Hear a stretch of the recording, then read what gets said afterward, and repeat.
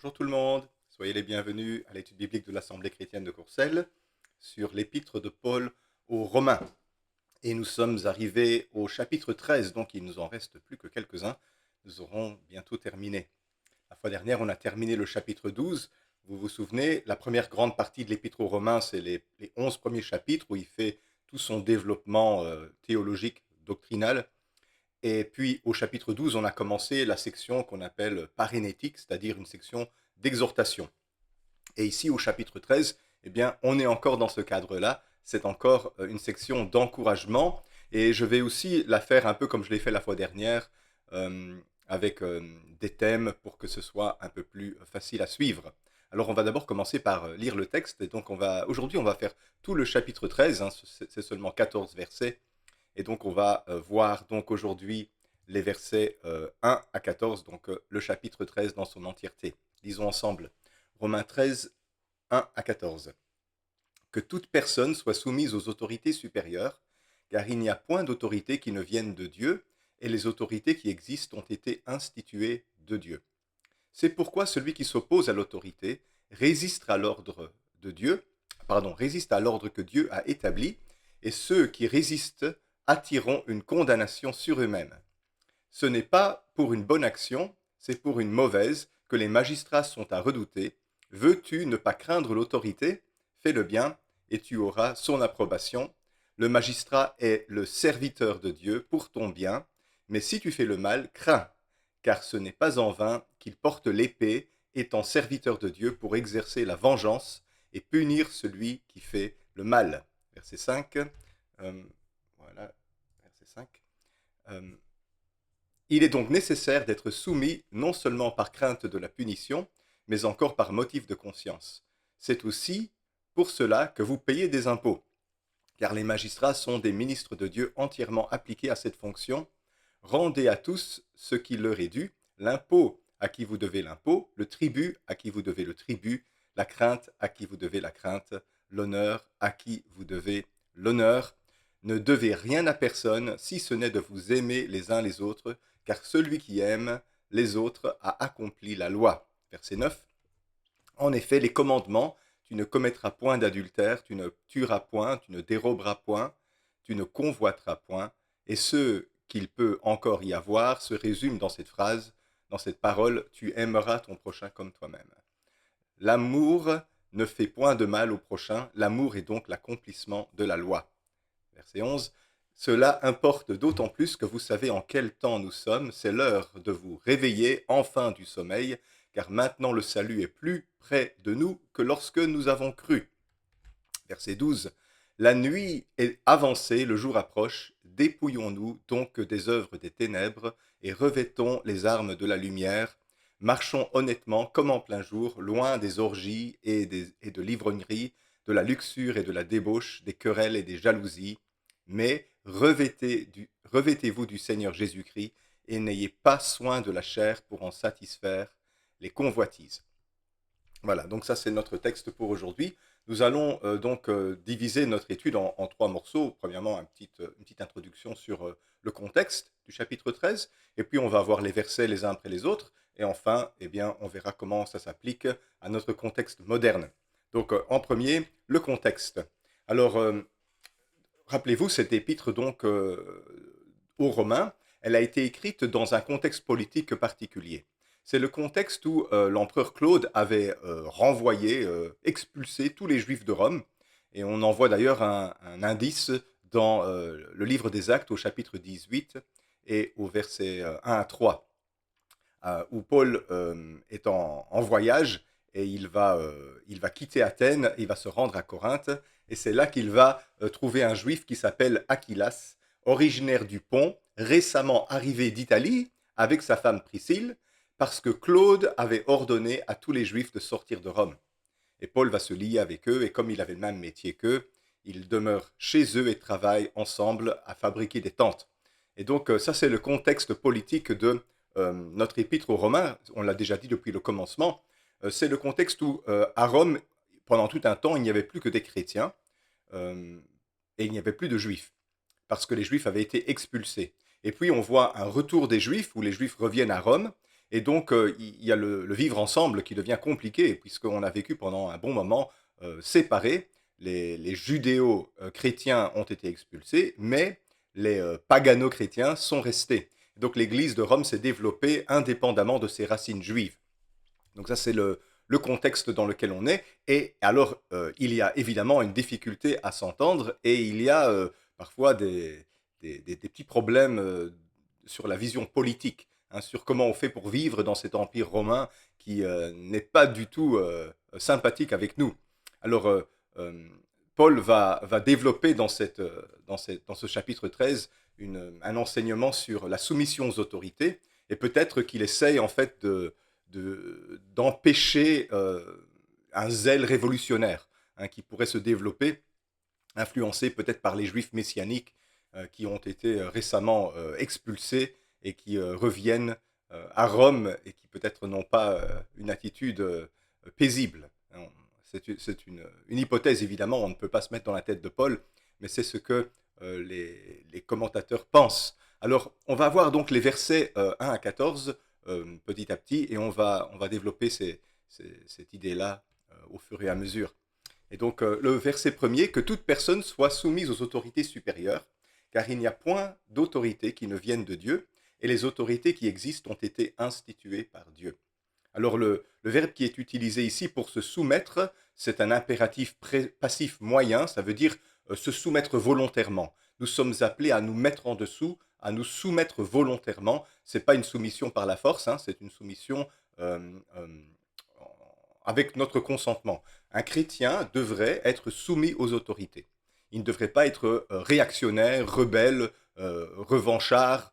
Il ne devrait pas agir de façon à renverser les autorités. Il ne devrait pas participer à des émeutes, à des révolutions ou à des choses de ce genre.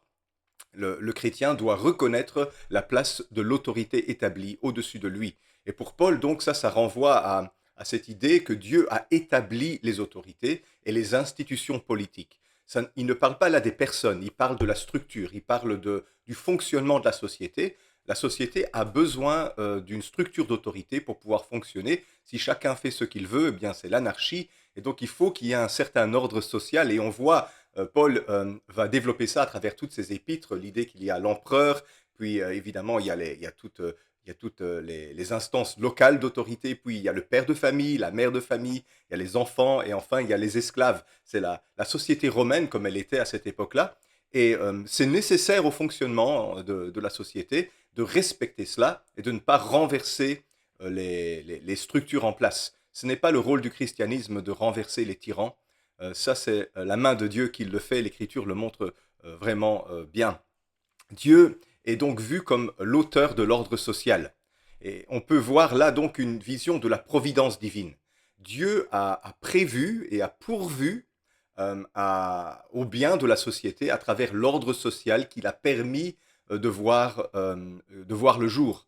Et on y voit donc une sorte de vision similaire à ce qu'on peut voir dans l'Ancien Testament, dans les Proverbes, ou peut-être même dans le livre de Daniel, où on voit que Dieu agit au travers des autorités qui sont établies dans la société. Donner quelques exemples, par exemple Proverbe 8, 15. Par moi, dit Dieu, les rois règnent et les princes ordonnent ce qui est juste. Donc Dieu est capable de passer au travers des rois. Alors peut-être que vous avez en tête toutes sortes de pensées au sujet de tyrans et de personnages historiques impies. Eh bien, Dieu est capable de passer même au travers ces gens-là. N'oubliez pas, ici, on écrit cet épître dans le contexte de Néron. Donc, on est juste avant les grandes persécutions. Et c'est un empereur particulièrement fou qui est au pouvoir là. Et Dieu nous demande de nous soumettre à lui. Alors, peut-être que dans le pays où vous êtes, vous avez des autorités en place qui ne sont pas super. Elles sont peut-être un peu corrompues. Et comme dans tous les pays, je pense, il y a de la corruption. Mais on n'est pas du tout dans le cas de l'Empire romain avec un empereur qui se prend pour Dieu, qui se fait adorer et qui exécute même les membres de sa famille qui ne l'écoutent pas. Mais pourtant, là, on est appelé à se soumettre aux autorités. Pensez aussi par exemple à Proverbe 21, verset 1er. Le cœur du roi est un courant d'eau dans la main de l'Éternel, il l'incline partout où il veut. Dieu est capable de diriger le cœur d'un gouvernant, d'un roi, d'un empereur, pour appliquer ce que lui désire. Pensez à Cyrus, hein, qui est un roi païen, idolâtre, mais qui est utilisé par Dieu pour permettre à Israël de revenir dans son territoire. Dieu est capable de mettre dans le cœur d'un roi des décisions qui viennent de lui, qui viennent du Seigneur. Alors, le livre de Daniel, je voulais vous citer encore ce passage-là, Daniel 2, 21, c'est lui, Dieu, hein, qui change les temps et les circonstances, qui renverse et qui établit les rois, qui donne la sagesse aux sages et la science à ceux qui ont de l'intelligence. Alors, Dieu tolère et permet qu'un roi soit en place pendant un certain temps, et il est capable de l'utiliser pour arriver à ses fins. Mais quand le temps est expiré et que ce roi est mauvais et nuit aux intérêts de Dieu, eh bien Dieu n'a pas de problème pour le retirer. Et c'est pour ça que les tyrans de la terre qu'il y a aujourd'hui, qui font les guerres, qui massacrent les gens, eh bien leur temps est compté et un jour Dieu va les retirer de leur place et mettre quelqu'un d'autre à cette place. Parce que le rôle public de servir le peuple comme un gouvernant, comme un roi, comme un chef, eh bien c'est un rôle donné par Dieu où on est censé représenter Dieu. On est censé représenter la justice de Dieu et on est censé appliquer la justice en pratique dans la société. Et quand on ne le fait pas, ben, notre temps est compté, hein, comme les Kadhafi et tous ces gens-là. Hein. Pour finir, eh ben, Dieu les renverse et ils sont éliminés, parfois dans des circonstances très très compliquées. Voilà, donc pour l'apôtre Paul, eh bien, nous devons donc être soumis aux autorités supérieures, comme si nous avions confiance dans le fait que Dieu euh, les a mis en place, même s'ils ne sont pas des gens bien, sachant que Dieu est capable de les renverser, mais aussi, entre-temps, de les utiliser pour arriver à ses fins. Et donc, on est censé se soumettre à eux. Mais aussi, par ailleurs, dans le Nouveau Testament, il nous est demandé de prier pour eux. C'est très facile hein, de critiquer les autorités, mais est-ce que vous passez du temps à prier pour les autorités pour qu'ils votent des lois justes, pour qu'ils appliquent les lois avec justice? On a une tendance, nous, en Europe francophone, de râler beaucoup, hein, de protester beaucoup, de faire des grèves à tout bout de champ. Mais est-ce que nous passons autant de temps à prier pour les autorités que nous passons du temps à râler sur elles? Donc ça, c'est une question qui mérite un peu de réflexion. Verset 2, c'est pourquoi celui qui s'oppose à l'autorité résiste à l'ordre que Dieu a établi, et ceux qui résistent attireront une condamnation sur eux-mêmes. Et donc, ce ne sera pas seulement les autorités, mais c'est aussi le Seigneur qui vous condamne. Quand vous vous opposez à l'autorité établie et quand vous résistez à l'ordre que Dieu a établi. Donc, c'est le verbe résister ici, hein, c'est anistémie. Ça évoque une opposition active et souvent dans un contexte violent. Donc, c'est des actes de résistance, peut-être armée, peut-être militaire, contre les autorités. Donc, tout ce qui est révolution, tout ce qui est émeute, tout ce qui est renversement, tentative de renversement du pouvoir en place. Et donc Paul associe ce genre de démarche que je vois parfois parmi les chrétiens, hein, même parmi les chrétiens évangéliques. C'est une sorte de résistance pour Paul qui conduit à une autocondamnation, qui ne sera pas simplement d'ordre judiciaire. Hein. Si vous êtes en train de brûler les voitures dans une ville, parce que vous êtes mécontent des lois qu'un gouvernement a votées, eh bien sûr, vous aurez des problèmes avec les autorités, vous irez en prison, mais même ici, moralement et spirituellement, vous êtes condamnable. Ce n'est pas la manière de renverser les choses. On voit Jésus est entré dans un monde tyrannique, sous l'Empire romain, sous l'empire du diable, on pourrait même dire, et c'est avec le sacrifice de soi et l'amour qu'il a renversé les puissants. C'est pas avec les armes. Et à un moment donné, même les disciples ont voulu commencer une lutte armée. Hein. Ils lui ont proposé des épées et Jésus a dit ça suffit. Hein, celui qui prend l'épée meurt par l'épée. Et c'est pas ça le chemin chrétien. Le chemin chrétien est un chemin de subversion par l'amour. Et donc l'amour, c'est la plus grande puissance qui soit. On doit faire attention à notre façon de faire et surtout, je pense en francophonie où nous sommes vraiment hostiles aux personnes en place. Pensons à, moi je suis belge, mais pensons à nos amis français qui systématiquement s'opposent à leur président en grande partie. Je regarde ça de l'extérieur, hein, peut-être que je ne comprends pas tous les enjeux internes, mais bon, je ne suis pas macroniste non plus, hein, mais je vois vraiment en milieu évangélique une très très grande opposition contre les présidents, quels qu'ils soient, hein, de droite ou de gauche.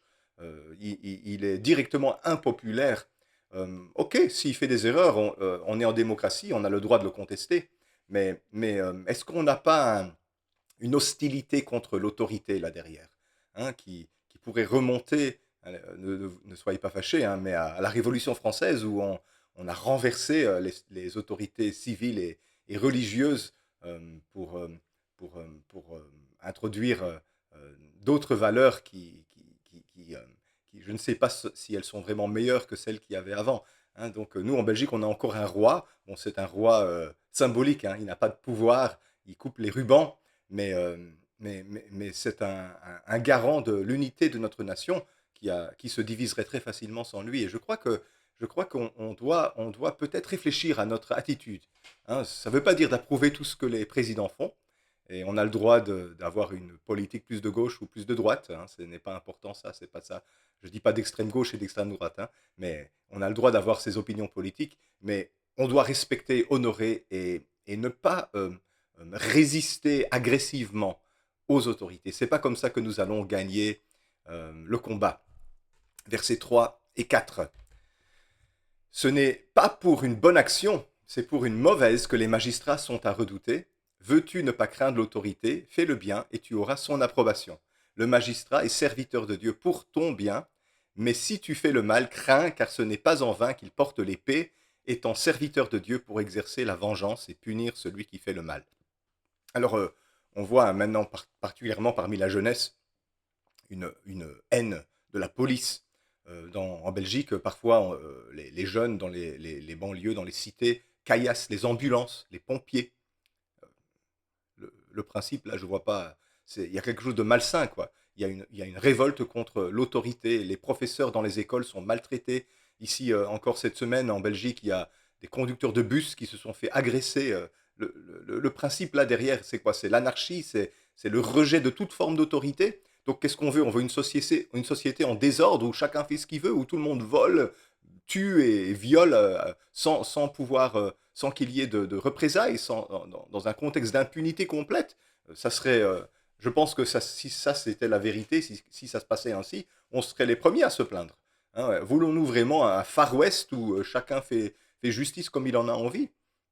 Moi, je suis content de vivre dans un pays où il y a des forces de l'ordre, où il y a la police, et je pense on a besoin de les respecter. Maintenant, si vous êtes un criminel, si vous faites des choses mauvaises, bien sûr, vous avez toutes les raisons de craindre les autorités, mais généralement, si vous êtes un bon citoyen, eh bien, vous n'aurez pas à les craindre. Alors, je sais peut-être que vous m'écoutez dans un pays où il y a des autorités totalitaires, euh, dictatoriales en place qui massacrent ces populations. C'est possible. Alors là, c'est un contexte un peu différent, mais je pense que nous, ici en Europe, globalement, nos autorités sont plutôt respectueuses d'un certain état de droit, hein, même si parfois il y a de la corruption, même si parfois il y a des règlements de compte et il y a des manœuvres politiques malhonnêtes. Je pense que c'est universel, ça. C'est pas quelque chose de souhaitable, mais c'est le cas. On a trop facile de se plaindre, je pense. Hein. On ne se rend pas compte de la chance que nous avons dans nos pays de pouvoir vivre dans un pays paisible où ben, nous ne sommes pas persécutés, presque jamais, où, où nous avons la liberté de conscience, d'expression. Alors je sais que certaines de ces valeurs sont en train de se perdre doucement, mais en attendant, je pense on crie au scandale très très vite chez nous. Et donc, ici, Paul, il utilise un langage très fort. Hein. Le magistrat est un serviteur de Dieu. Waouh. Hein, donc, il est en train de sacraliser le ministère public. Il est en train de donner une stature spirituelle à des hommes qui exercent une fonction publique. Et donc, le magistrat est un serviteur de Dieu, donc il utilise la même expression qu'on trouve ailleurs dans le Nouveau Testament pour les ministres du culte. Donc, diakonos théou, donc serviteur de Dieu. Le magistrat est un serviteur de Dieu. Alors, je ne sais pas si les magistrats ont conscience de l'être. Hein. S'ils sont chrétiens, peut-être oui. Mais Dieu voit les magistrats comme des serviteurs de Dieu. Et il leur reconnaît un rôle d'autorité dans la répression du mal et une promotion du bien. Et ils font ça de la part de Dieu sans même le savoir. Et alors, ils portent l'épée. Hein. Ici, ce terme qui est utilisé pour épée, ça représente l'autorité judiciaire. Donc c'est y compris dans l'Empire romain la peine capitale, hein. N'oubliez pas que dans l'Empire romain, on tuait les criminels et les citoyens romains étaient eux décapités. Euh, on pourrait faire tout un débat sur la peine capitale, mais à l'époque de Paul, c'était les conditions dans lesquelles on vivait, on risquait la peine de mort, hein. Donc ici, attention, il n'est pas en train de justifier la violence gratuite, hein, mais c'est le principe de justice rétributive. Donc le gouvernement en place, il a l'autorité de punir les personnes qui contreviennent aux lois et qui empêchent le vivre ensemble. Et donc pour Paul, ça c'est un service de Dieu. Alors que vous soyez pour ou contre la peine de mort, ça se discute. Et évidemment, je pense que personnellement, ça c'est mon opinion, moi je suis contre la peine de mort parce que il y a eu beaucoup d'abus et des personnes innocentes ont été exécutées. Et deuxièmement, je me demande comment on peut enseigner aux gens qu'il est mal de tuer en tuant. Et donc, je pense que le principe d'exemplarité, le gouvernement doit être exemplaire. Et donc, je ne pense pas que tuer est une solution au mal. Je pense qu'on a besoin de trouver une solution pour relever euh, la victime et aussi le coupable. Et nos prisons ne fonctionnent pas du tout dans ce sens-là. Il faudrait revoir complètement le sens des prisons et le fonctionnement des prisons. Dans nos pays, les prisons rendent les gens pires. Et donc, je pense que notre système judiciaire a vraiment besoin d'être remanié de fond en comble, hein. Donc, aujourd'hui, ça ne fonctionne pas, on est bien d'accord, mais je ne pense pas que c'est une bonne idée de réintroduire la peine de mort euh, parce que nous nous prenons pour Dieu, hein. Donc, je ne pense pas que c'est une bonne chose. Néanmoins, Paul, il n'est pas contre, hein. On voit bien dans ce texte, Paul, il pense que c'est un ministère divin. Voilà, c'est Dieu qui a le droit de donner la vie et la mort. Eh bien, les autorités donnent la mort à ceux qui ont commis des crimes passibles de la peine de mort. Néanmoins, dans l'Empire romain, on le voit clairement, beaucoup d'innocents sont morts crucifiés, beaucoup d'innocents sont morts décapités. Et sous Néron, même les membres de sa famille sont morts dans des circonstances dégoûtantes, horribles, dans une injustice complète. Donc on doit quand même nuancer ça, hein. On doit quand même nuancer un petit peu ce point-là. Je ne crois pas qu'ici Paul il légitimise la violence gratuite, mais le principe de rétribution, hein, donc la justice rétributive. Et il dit que les magistrats sont des serviteurs de Dieu. On doit les respecter, même quand les décisions qu'ils prennent ne sont pas celles qu'on aurait voulu. C'est le principe, hein. Verset 5, il est donc nécessaire d'être soumis, non seulement par crainte de la punition, mais encore par motif de conscience. Alors ça c'est intéressant parce que combien de fois est-ce que euh, nous violons les lois, nous manquons de respecter les principes de notre pays dans lequel nous vivons, quand personne ne peut nous voir. Donc on a peur d'être pris en défaut, on a peur d'être attrapé par la police, on a peur de commettre des actes qui vont nous occasionner des problèmes, on a peur des procès-verbaux, on a peur de l'emprisonnement, etc. Mais si on peut s'en tirer à bon compte, eh bien on le fait. Je donnais un exemple, hein. Vous n'iriez jamais dans un magasin, j'espère, hein, en tout cas voler les marchandises et vous échapper. Vous risquez d'aller en prison. Oui, mais sur Internet, des vols sont commis tous les jours et par des chrétiens aussi. Chaque fois qu'un chrétien euh, télécharge des documents, des vidéos, des films, des musiques illégalement, eh bien, il est en train de voler l'artiste qui les a créés. Maintenant, il a très peu de chances d'être attrapé. Alors, parce qu'il n'a pas peur d'être attrapé, eh bien, il ne respecte pas ce principe-là. Mais laissez-moi vous dire, si vous allez dans un magasin et vous volez une télévision et vous sortez en courant, vous êtes un voleur.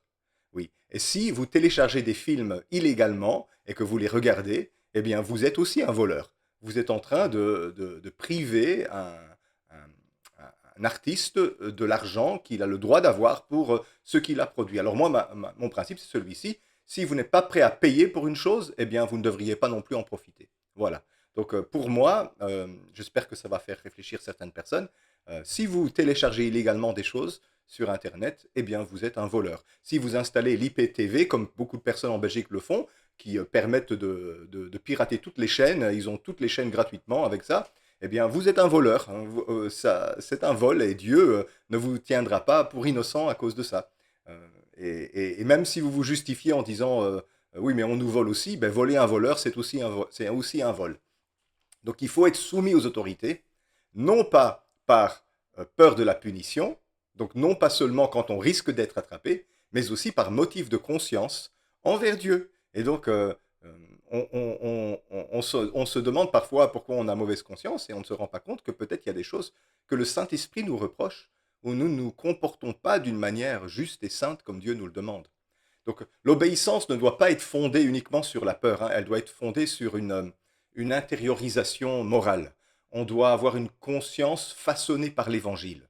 Rappelez-vous ce qu'on a dit au chapitre 12 sur la théonomie. Hein. Donc on n'est pas seulement en train d'obéir à des règles parce qu'il y a des règles, mais on a compris l'importance des règles.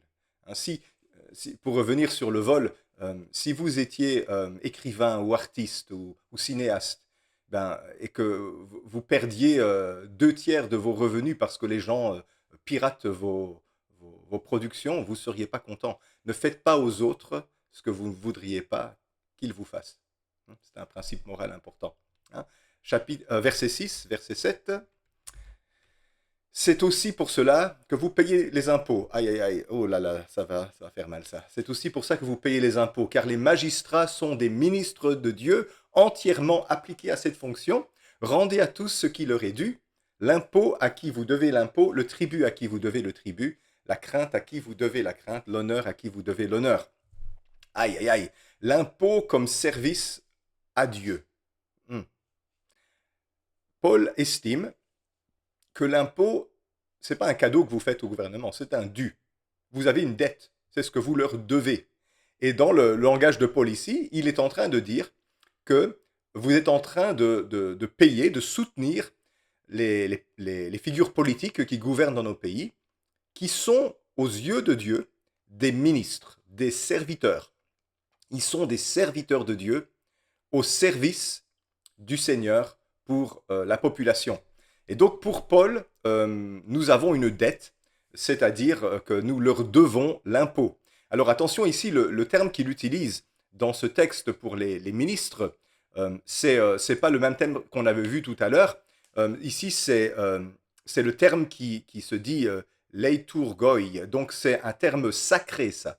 C'est un terme qui désigne les ministres du culte dans la traduction des Septante, qui est une traduction grecque de l'Ancien Testament, et aussi dans l'Épître aux Hébreux au chapitre 8, verset 2. Donc c'est les ministres du culte. Paul est en train d'utiliser un terme spécifique, leiturgoi, donc on a le mot liturgie qui vient de ça. Hein. Le leiturgoi, c'est un terme qui parle des ministres du culte, et il l'applique aux ministres publics de nos gouvernements, des magistrats. Les magistrats. Donc, ils sont des ministres du culte. Ça, c'est quand même formidable, Paul. Là, tu pousses le bouchon un peu loin, on pourrait dire. Non, parce qu'en fait, pour Paul, c'est l'ordre social, c'est la providence de Dieu. Dieu est en train de travailler à travers cette structure-là, et nous leur devons l'impôt que nous leur payons. Et donc, un chrétien qui fraude, un chrétien qui ne paye pas la TVA, un chrétien qui fait du travail au noir, ou qui fait travailler les autres au noir, un chrétien qui triche sur sa déclaration d'impôt, eh bien, tu n'es pas seulement en train de voler le gouvernement, tu es en train de voler Dieu, tu es en train de voler des personnes que Dieu a établies comme des ministres, comme des leiturgoi, des ministres du culte. Il les a établis pour faire son œuvre sur la terre. Ça a besoin d'être réfléchi. Et vous allez dire, ouais, mais on nous taxe jusqu'à... on peut plus joindre les deux bouts. Ok, d'accord, vous avez le droit de discuter sur le régime de taxation. Vous avez le droit de ne pas être d'accord avec la taxation, mais vous n'avez pas le droit de voler le gouvernement. Et donc, n'oubliez pas que c'est nous, les citoyens, qui votons et qui élisons des gens qui vont au gouvernement et qui font... et qui mettent en place des systèmes, et puis on ne veut pas se soumettre au système. Alors, la prochaine fois, eh bien, on va voter différemment. Et si tout le monde vote différemment, on aura au pouvoir des personnes différentes. Et ça, c'est très important, je pense, en démocratie.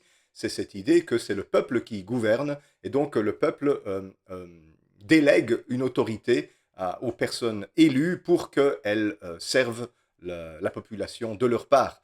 Et donc, bon, si la démocratie n'est plus respectée, comme certains certainement sont en train de se le dire, eh bien, nous avons besoin d'agir dans toutes les avenues politiques et sociales qui nous sont permises pour changer ces choses-là et rétablir un système qui nous représente pour de vrai, hein. Donc là, il y a matière à réflexion parce que je pense aussi parfois les gouvernements euh, s'opposent aux décisions populaires, hein. Quand la majorité prend des décisions qui ne plaisent pas à la minorité en place, ils s'opposent. Il y a des principes dictatoriaux dans tous les pays, on est bien d'accord. Mais ça ne justifie pas que nous volions, hein. Jésus lui-même, il a dit rendez à César ce qui est à César. Et César, c'était un homme corrompu, hein, bien plus que nos présidents et nos premiers ministres, hein. César, il se prenait pour Dieu, il se faisait adorer, il tuait tout le monde pour un oui ou pour un non. C'était c'est un dictateur pire que Kim Jong-un, hein. C'est quelque chose d'abominable. Et pourtant, on devait prier pour César et on devait se soumettre à lui et on devait lui payer l'impôt. Et donc pour Paul, l'impôt, c'est comme un service à Dieu au travers de ses ministres qu'il a mis en place. Et donc il justifie ici théologiquement l'impôt. C'est important pour Paul. C'est un dû, c'est une dette. Et on pourrait dire en quelque sorte qu'il est en train de sanctifier le rôle civique en le rattachant à un ministère à Dieu, rendu à Dieu. Versets 8 à 10. On va parler maintenant d'un thème un peu différent. Il va parler de l'amour et de l'accomplissement de la loi. Mais il y a un point commun, hein. Il dit « Ne devez rien à personne si ce n'est de vous aimer les uns les autres, car celui qui aime les autres a accompli la loi. » Alors vous avez vu le point commun. L'impôt est une dette, nous le devons au gouvernement. Et maintenant, entre nous, quelle est notre dette? Eh bien, nous avons une dette les uns envers les autres. C'est la dette permanente du chrétien. Nous nous devons de nous aimer les uns les autres. C'est une dette. C'est pas un privilège, c'est pas un cadeau que l'on fait aux autres. Quand ceux qui le méritent, ceux qui sont gentils avec nous, on les aime. Non, nous nous devons de nous aimer les uns les autres. C'est ce que Paul nous encourage à faire. Et il nous dit en commençant, ne devez rien à personne. Et donc ce principe-là, c'est qu'un chrétien ne devrait pas vivre dans les dettes. Alors, oui, ça se discute, parfois c'est difficile, hein. Euh, Imaginez acheter votre maison sans faire un prêt. Vous avez une dette à la banque. Imaginez acheter votre voiture sans faire un prêt. Bon, certains le peuvent, la majorité d'entre nous, on ne le peut pas. Mais je crois que globalement, nous devons faire attention à une vie qui serait trop basée sur le crédit, hein. Aujourd'hui, on peut vivre avec les cartes de crédit, avec l'argent que nous n'avons pas. Nous achetons des choses avec de l'argent que nous n'avons pas, quand franchement, si on ficelait mieux notre budget, on serait capable de gérer ça. Alors, il y a des domaines, hein, qui dépassent complètement les possibilités humaines, hein. L'achat d'une maison, par exemple, vous n'allez pas économiser pendant 30 ans pour aller acheter votre maison content, en pensant que l'argent que vous économisez de cette façon-là se dévalorise aussi, hein. Et donc, c'est pas forcément une bonne idée. Là, évidemment, on fait un prêt à la banque, je comprends, mais globalement, un chrétien doit réfléchir à ne pas avoir de dette, ne devez rien à personne. Mais si, vous avez quand même une dette, et cette dette-là, eh bien, vous n'en serez jamais dégagé. C'est la dette de l'amour. Vous êtes endetté envers les autres de l'amour. Vous êtes chargé par Dieu de les aimer et c'est la dette permanente. Et donc c'est le même raisonnement que l'impôt, mais maintenant sur le plan éthique et spirituel, c'est la dette de l'amour. L'amour est devenu une dette permanente. Verset 9, en effet, les commandements, tu ne commettras point d'adultère, tu ne tueras point, tu ne déroberas point, tu ne convoiteras point, et ce qu'il peut encore y avoir se résume dans cette parole, tu aimeras ton prochain comme toi-même. Alors, il cite un petit peu les commandements d'Exode 20 ici, hein. Bon, il ne les cite pas tous, hein, il en cite quelques-uns, les tables de la loi, mais il les regroupe en les résumant sous Lévitique 19-18. Et donc Lévitique 19-18 dit tu ne te vengeras point et tu ne garderas point de rancune contre les enfants de ton peuple. Tu aimeras ton prochain comme toi-même, je suis l'Éternel. Et donc tu aimeras ton prochain comme toi-même. Jésus lui-même va citer cela comme un résumé de la loi. Paul fait pareil ici. La loi est accomplie alors non par l'observance littérale, mais par un amour agapé, un amour universel, c'est par un principe supérieur. Et donc pour Paul, euh, l'amour accomplit la loi. Tu aimeras ton prochain comme toi-même. Tout cela se résume par cette simple parole. Et il va développer ça encore un peu davantage ici au verset suivant, le verset 10. L'amour ne fait point de mal au prochain, l'amour est donc l'accomplissement de la loi. Et donc ici, on voit une logique de- d'éthique non nocive. Hein. Faire le bien, ça implique d'abord l'absence de mal envers autrui.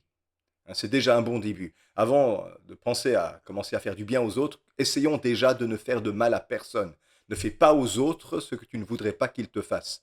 Hein, donc là, il y a un principe très ancien qui ne remonte même pas au judéo-christianisme. Hein. C'est un principe qui prédate la Bible, hein, qui se retrouvait dans la plus lointaine antiquité, hein, la règle d'or. Hein. Et donc ne fais pas aux autres ce que tu ne voudrais pas qu'ils te fassent. Et le corollaire, c'est fais aux autres ce que tu voudrais qu'ils fassent pour toi. Hein, sauf si tu es fou, alors ne fais pas pour moi ce que tu aimerais qu'on te fasse. Hein. Donc comprenez le principe. Mais l'idée, c'est que celui qui aime, eh bien, il a même pas besoin de réfléchir à tous les commandements, à toutes les règles à établir, à respecter. L'amour accomplit la loi. Et donc ce verset-là, c'est la clé de voûte, on pourrait dire, de toute la loi morale chrétienne. Hein, si tu aimes, ben, tu ne fais de mal à personne. L'amour ne fait point de mal au prochain. Pensez au développement de Paul en 1 Corinthiens 13 sur l'amour. Hein, il décline dans toutes ses dimensions ce que cela signifie. L'amour n'est pas orgueilleux, ne se vante pas, ne se venge pas. L'amour croit tout, l'amour persévère, etc. Et donc l'amour ne fait pas de mal. Ça, c'est le cœur de la morale chrétienne. Verset 11 jusqu'au verset 14, une troisième partie dans ce texte-ci, où Paul maintenant va développer une perspective eschatologique. Il va commencer à nous parler de la fin des temps. Et vous allez comprendre le contexte, en fait, le principe. Il est en train de nous montrer qu'il y a une urgence à bien se comporter. Cela importe d'autant plus. Donc, qu'est-ce qui importe d'autant plus? Le respect pour les autorités et l'amour que nous nous devons les uns envers les autres. Cela importe d'autant plus que vous savez en quel temps nous sommes. C'est l'heure de vous réveiller enfin du sommeil, car maintenant le salut est plus près de nous que lorsque nous avons cru. Donc ça, c'est un thème eschatologique. Il est en train de parler du jour du salut, il est en train de parler du fait qu'on doit rester éveillé. C'était aussi un thème que Jésus utilisait dans ses paraboles, hein, de veiller et de prier parce que le jour du Seigneur vient comme un voleur et on ne sait jamais quand il va arriver. Hein. Donc il y a ces idées que Paul certainement garde de ce qu'il a entendu de Jésus, mais probablement aussi de la pensée juive de l'époque. Hein. N'oubliez pas, au 1er siècle, il y avait vraiment un courant très fort qui pensait que la fin du monde était imminente, et on le voit aussi dans les églises que Paul a fondées. Tous pensaient que la fin du monde était très imminente, et donc il y a cette idée-là de nous avons besoin de nous tenir éveillés pour être prêts pour le jour du salut. Et donc cela, ça passe par deux choses ici pour Paul. Premièrement, eh bien, nous devons respecter les autorités en place, et deuxièmement, nous devons nous aimer les uns les autres. C'est important de ne pas s'endormir. Ça me rappelle un peu ce que Paul va développer dans sa première épître aux Thessaloniciens, qui est certainement la première épître que Paul a écrite. Attention, elles ne sont pas classées chronologiquement dans le Nouveau Testament. 1 Thessaloniciens 5, les versets 1 à 6. Pour ce qui est des temps et des moments, vous n'avez pas besoin, frères, qu'on vous en écrive, car vous savez bien vous-même que le jour du Seigneur viendra comme un voleur dans la nuit. Quand les hommes diront paix et sûreté, pardon, alors une ruine soudaine les surprendra, comme les douleurs de l'enfantement surprennent la femme enceinte, et ils n'échapperont point. Mais vous, frères, vous n'êtes pas dans les ténèbres pour que ce jour vous surprenne comme un voleur. Vous êtes tous des enfants de la lumière et des enfants du jour. Nous ne sommes point de la nuit ni des ténèbres, ne dormons donc point comme les autres, mais veillons et soyons sobres. Vous voyez les parallèles avec ce texte donc de, du verset 11. Hein, cela importe d'autant plus que vous savez en quel temps nous sommes. C'est l'heure de vous réveiller enfin du sommeil, car maintenant le salut est plus près de nous que lorsque nous avons cru. Il y a vraiment un parallèle entre ces deux textes. Ici, en Thessaloniciens, c'est plus développé, mais on voit bien que c'est un thème qui est cher à l'apôtre Paul. Alors, il va utiliser le symbole du sommeil. Hein. Le sommeil, ça représente ici l'inertie spirituelle où on se laisse aller. Hein, voilà. Et le réveil, c'est une métaphore de conversion active. On a besoin de reprendre nos armes, on a besoin de se réveiller et d'agir. Hein, il ne faut pas rester là à attendre que les choses se passent. On a un rôle proactif dans ces choses-là. Ne subissons pas, agissons. Versets 12 à 13. La nuit est avancée, le jour approche. Dépouillons-nous donc des œuvres des ténèbres et revêtons les armes de la lumière. Marchons honnêtement, comme en plein jour, loin des orgies et de l'ivrognerie, de la luxure et de la débauche, des querelles et des jalousies. Donc des images fortes ici. Hein. Vêtements de lumière, waouh. Hein, opposition lumière-ténèbres. Et ça, c'est tiré peut-être des prophéties de l'Ancien Testament. Pensez à Isaïe 60 ou Malachie 4. Hein, donc il y a cette idée de se revêtir de lumière, d'être paré de lumière. C'était aussi un thème qui était très fort chez les Esséniens et aussi dans le ministère de Jean-Baptiste. Hein, cette opposition entre la lumière et les ténèbres. C'est très, très fréquemment à l'ordre du jour dans les temps de persécution, les temps difficiles, les temps sombres, comme on vivait au 1er siècle sous l'Empire romain, et comme on est doucement en train de revivre dans notre 21e siècle, hein, des temps difficiles. Et donc on a un appel ici à la sobriété. On est appelé à vivre sobre, une vie pure et paisible, et être socialement irréprochable. Pourquoi? Parce que si nous sommes des malfaiteurs et que nous causons des problèmes dans la société, il ne faut pas s'étonner qu'en plus de la persécution pour l'évangile qui est déjà présente, nous soyons persécutés à cause du désordre social que nous produisons. Et donc ça, c'est vraiment important qu'un chrétien soit irréprochable au niveau de la société. Et c'est aussi d'ailleurs important dans les conditions pour accéder au ministère, hein, selon Paul, hein, que l'ancien soit irréprochable. On doit avoir une bonne réputation dans la société. On ne met pas comme autorité de l'Église quelqu'un qui est un repris de justice ou quoi. Parfois, il y en a. Hein. Moi, je connais certains pasteurs qui étaient des mafieux et des criminels et qui ont échappé à la justice. Pour moi, ça, euh, c'est pas l'exemple type de quelqu'un qu'il faut mettre à la tête du troupeau. Hein. On peut être chrétien et on peut avoir une nouvelle chance à la vie et marcher avec Dieu, mais bon, je ne sais pas si c'est une bonne idée de mettre un repris de justice à la tête d'une communauté. Maintenant, évidemment, on a tous droit à avoir payé notre dette à la société et à avoir droit à la réhabilitation. Mais ça se discute. Hein. Ici, on voit que Paul, il insiste sur le fait que nous avons besoin d'être irréprochables au niveau de la société, surtout au niveau des autorités, et puis, d'avoir une éthique d'amour au milieu de nous, où on respecte les commandements de Dieu. Verset 14. Mais revêtez-vous du Seigneur Jésus-Christ et n'ayez pas soin de la chair pour en satisfaire les convoitises. Et donc, il oppose donc les ténèbres et toutes les œuvres mauvaises hein, qu'il a nommées au verset précédent, hein, j'ai oublié de les dire. Hein. Donc, les orgies, l'ivrognerie, la luxure, la débauche, les querelles et les jalousies. Donc, c'est des listes de vices hein, qui sont souvent répétées dans le Nouveau Testament. Ça fait partie des catalogues moraux gréco-romains et juifs hein, d'ailleurs, qu'on voit par ailleurs, par exemple en Galates 5, on voit encore une liste pareille. Euh, on voit bien le contexte romain clair ici, hein, les orgies, l'ivrognerie, la luxure, la débauche. C'était pas tellement le cas des Juifs, ça, mais c'était le cas de la société gréco-romaine.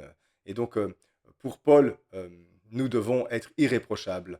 Et un chrétien doit faire attention à sa réputation et faire attention à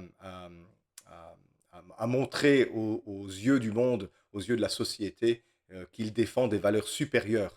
Hein, je sais, on est libre, hein, on est libre. Hein, tout est permis pourvu que ça ne nous asservisse pas. Mais néanmoins, pensez à ça, pensez à votre témoignage, pensez à votre rôle dans la société. Soyez sel et lumière.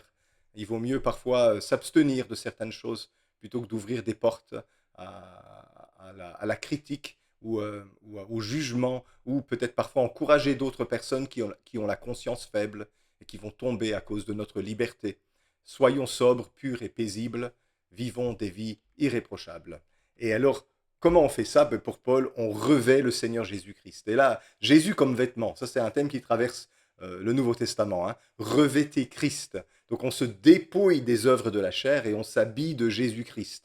N'ayez pas soin de la chair pour en satisfaire les convoitises. Vous voyez, il est très pratique. Hein. Donc comment on revêt Jésus-Christ? Eh bien, on ne dorlote pas les désirs immoraux de notre chair. Quand il dit la chair, il ne veut pas dire le corps. Hein. Il n'est pas en train de dire que vous ne devez pas vous laver et prendre soin de votre santé, de votre corps. Quand il parle de la chair, le mot sarx, chez Paul, c'est un mot qui parle du péché. Donc c'est la chair pécheresse, c'est la nature pécheresse. C'est notre fond hostile à Dieu, rebelle à Dieu. La vieille nature adamique, on pourrait dire, hein, comme on a vu plus avant dans l'épître aux Romains. Désolé pour ceux qui pensent qu'elle a été extirpée. Paul parle à des chrétiens ici. Eh bien, non, nous sommes encore capables de pécher.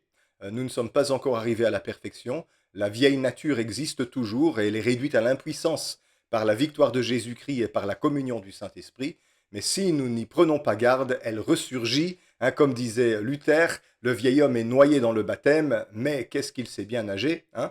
Donc, il est capable de revenir à la surface quand nous prenons soin de notre chair pour en satisfaire les convoitises. Encore une fois, il ne s'agit pas de prendre soin de son corps. Il s'agit de dorloter nos concupiscences, nos mauvais désirs, de tourner autour de nos affections tordues, malsaines, qui ne sont pas en ordre avec la volonté de Dieu. Alors, il y a une image baptismale ici, je ne sais pas si vous la voyez, hein, faisons peut-être allusion à Galates 3, 27, on pourrait parler de christification, hein, mettre Christ comme vêtement, comme alternative au désir charnel. Revêtez Jésus-Christ. Oui, dans le baptême, on est dépouillé de notre vieille nature symboliquement par l'acte et nous sommes revêtus de Jésus-Christ. Nous mourrons à ce que nous étions avant et nous sortons de l'eau revêtus de Jésus-Christ. Et donc, il y a clairement une allusion baptismale ici. Et donc, Paul estime qu'un chrétien doit agir dans la société et dans l'Église, les uns envers les autres en tout cas, comme Jésus lui-même. Revêtir Jésus, ça veut dire que, eh bien, je dois accepter de perdre le personnage que j'étais, la vie que j'avais, pour vivre une vie qui représente et reflète Jésus dans la société aujourd'hui. Comme Jésus a vécu, eh bien, c'est ainsi que nous sommes appelés à vivre. Et puis, donc, troisièmement, ce soir, nous avons donc les applications modernes. Comment est-ce qu'on peut appliquer tout ça dans notre contexte? On va discuter de 3 petits points avant de conclure notre vidéo ce soir. Le premier petit point, c'est un sujet que peut-être vous aviez envie tout à l'heure de réagir. Autorité et conscience chrétienne. Comment on agit face aux autorités? Alors, évidemment, il ne s'agit pas de dire, quand Paul nous exhorte à nous soumettre aux autorités, il ne s'agit pas de dire que nous devons nous soumettre aveuglément. Ce n'est pas une obéissance aveugle. Paul parle d'un ordre voulu par Dieu dans sa structure, mais il n'est pas en train d'acquiescer et de légitimer toutes les formes historiques. Hein, penser à l'Empire romain dans ses pires travers, etc., ou penser à la collaboration avec le régime nazi. Hein, donc, c'est pas ça que Paul est en train de dire ici. Quand il est en train de nous appeler à la soumission, il n'est pas en train de nous dire qu'on peut se compromettre avec des autorités corrompues. Donc il faut lire Romains 13 à la lumière de la résistance prophétique, hein, que l'on va voir par exemple dans le livre de l'Exode ou dans Acte 5 hein, par exemple. Hein. Et donc le chrétien est bien sûr appelé à une loyauté civique, mais il ne peut jamais se rendre complice du mal. Et donc ça c'est les deux côtés. Nous sommes appelés à être respectueux des autorités, mais nous ne pouvons jamais nous compromettre avec le mal. Et donc, ce passage que nous avons lu sur la soumission aux autorités a pu parfois être mal interprété, mal utilisé pour justifier des régimes autoritaires. Pensez sous Vichy ou pensez le nazisme. Une lecture contextuelle ici est canonique et essentielle. On doit nuancer les choses. On ne peut pas dire, voilà, je me soumets aux autorités aveuglément et je livre les Juifs quand ils sont persécutés. Donc là, il y a une nécessité d'agir prophétiquement dans des cas comme ça. J'ai envie de dire tout simplement, si ce n'est pas si en obéissant aux autorités, vous ne vous mettez pas en opposition avec la volonté de Dieu, eh bien, vous devez vous soumettre aux autorités. Voilà, c'est comme ça qu'on peut le dire. Et puis, c'est ce que les apôtres ont eux-mêmes dit. Hein. Pensez à Pierre dans Actes 5, 29. Pierre et les apôtres répondirent, il faut obéir à Dieu plutôt qu'aux hommes. Et donc, quand on est obligé de choisir entre Dieu et les hommes, on choisit Dieu. Mais si ce que les autorités nous demandent, eh bien, c'est aussi compatible avec la volonté de Dieu, nous devons nous soumettre aux autorités. Deuxième point d'application moderne dans notre développement aujourd'hui, c'est l'éthique de l'amour. Hein. Paul ne réduit pas la loi morale à un amour sentimental, hein, mais Paul nous encourage à une pratique active et altruiste. Pour lui, c'est l'action qui compte, hein, c'est pas juste les sentiments. C'est pas de dire aux gens je t'aime, mais c'est de les aimer concrètement. Et donc ça nous invite à une morale respectueuse où on se donne soi-même et où on s'abstient de faire du mal aux autres, de leur nuire ou d'user de violence à leur égard. Hein, pensez à l'exhortation qu'on avait vue la fois dernière dans la première épître de Jean, petits enfants, aimons en acte et en vérité, pas juste avec le bout des lèvres. Et donc ça c'est important. La morale chrétienne, elle est centrée sur l'amour, et l'amour, ça ressemble à quelque chose. L'amour, ce n'est pas des bondieuseries et des paroles religieuses. L'amour, c'est des actes. C'est des actes de service, de soumission, de respect, et de ne pas rendre le mal pour le mal et de ne pas se venger. Ça, c'est de l'amour. Troisièmement, eh bien, dans ce texte, on avait une perspective d'espérance eschatologique, donc la venue de Jésus. L'attente du salut final, hein, pour Paul, n'est pas une spéculation, mais c'est quelque chose qui est mobilisateur. Ça nous mobilise, ça nous pousse à une vie sainte. Parce que Jésus revient bientôt, et il vient à l'improviste sans crier gare, nous devons être prêts et nous devons mener une vie sainte, une vie droite, dans un monde difficile, dans un monde sécularisé, dans un monde corrompu. Eh bien, ce texte qu'on vient de lire nous appelle à une spiritualité lucide et militante, à la fois sobre et tournée vers le jour qui vient, où Jésus revient sur les nuées du ciel. Et donc voilà, ça c'est les trois axes de ce chapitre 13. Hein, soumettez-vous aux autorités comme à Dieu, ce sont des ministres de Dieu, pas aveuglément, mais dans le sens où euh, vous pouvez en même temps obéir à Dieu. Eh bien, soumettez-vous aux autorités. Deuxièmement, entre nous, eh bien, nous avons besoin que l'amour soit au centre. L'amour est ce qui fait que nous allons accomplir toute la loi. Et troisièmement, Jésus revient bientôt. Comportons-nous bien. Ne nous endormons pas. Restons éveillés. Veillons les uns sur les autres et sur nous-mêmes pour être prêts pour ce grand jour-là. Et cela, l'apôtre Paul le dit aux Juifs judéo-chrétiens et aux chrétiens, les pagano-chrétiens qui sont à Rome et qui ont du mal à vivre ensemble. Et donc, pensez au fait que, par exemple, les Juifs avaient beaucoup de mal avec la soumission aux autorités qui les envahissaient. Hein, les Juifs étaient, depuis l'époque des Maccabées, de grands révolutionnaires, hein, contre les envahisseurs, à juste titre à certains moments, mais cette volonté-là de renverser les pouvoirs en place, eh bien, Paul était en train d'essayer de la faire se réduire parmi eux, de ne pas résister à ça, parce que Dieu va lui-même juger l'Empire romain en son temps. Hein, mais ici, vous devez vous soumettre et ne pas attirer de colère sur vous, parce que vous vous comportez en mauvais citoyen. Vous avez vous avez une puissance supérieure pour agir dans la société qui va, en fin de compte, renverser les choses. Et cette puissance, c'est l'amour. L'amour est plus puissant que l'épée. Et enfin, le jour du Seigneur arrive vite. Peu importe que la société soit difficile, eh bien Jésus vient et son royaume vient. Il va renverser tout ça et il va établir son royaume sur la terre. Alors soyez des citoyens de son royaume, vivant dans le royaume de la terre. Vivez déjà avec les règles du royaume des cieux, ici-bas, autant que cela vous est possible. On est appelé donc à une vigilance spirituelle et à l'attente du royaume de Dieu. Voilà, ça sera tout pour ce soir. Si vous avez des questions, il y a un formulaire en dessous de cette vidéo dans la description.